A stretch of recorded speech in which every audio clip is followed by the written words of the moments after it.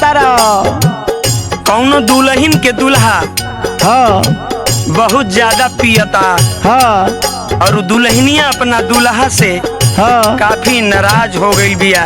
अच्छा कहतिया अपना मर्दा से, का कहतिया हो? काहे करेलो तू नासा राउर बिगड़ल बदासा।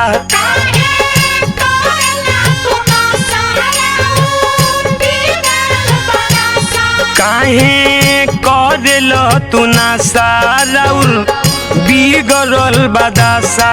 राजा करेला तू कहीं की जिंदगिया खराब। राजा करेला तू कहीं की जिंदगिया खराब। सैया छोड़ी दान पियल अब गांजा शराब। सैया छोड़ी दान पियल गांजा शराब। राजा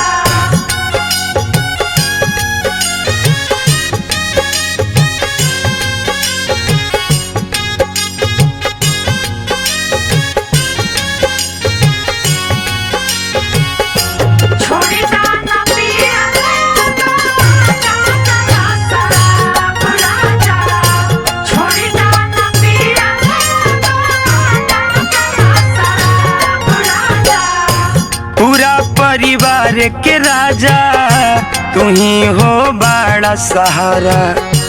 तोहे कुछ हो जाई तो धरब हम कौन किनारा।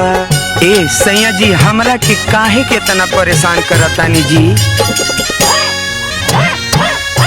पूरा परिवार के राजा तू ही हो बड़ा सहारा। तोहे कुछ हो जाई तो धरब हम कौन किनारा। अरे तो गैस पिएगा नहीं तो जिएगा कैसे? सच कहिले बोलमुआ हो हम मरी जाब। सच कहिले बोलमुआ हो हम मरी जाब। राजा छोड़ी दन पियल अब गांजा शराब। राजा छोड़ी दान पियल गांजा शराब। राजा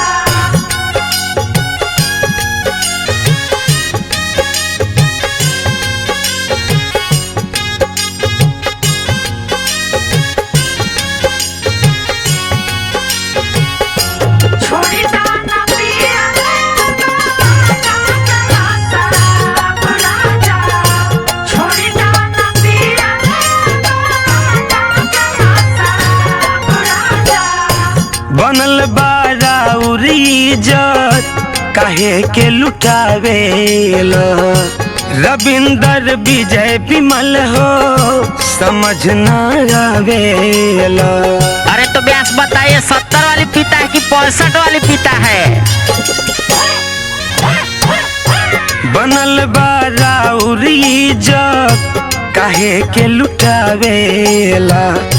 रविंदर विजय विमल हो समझ ना आवेला। हाँ तो रात में पीता है।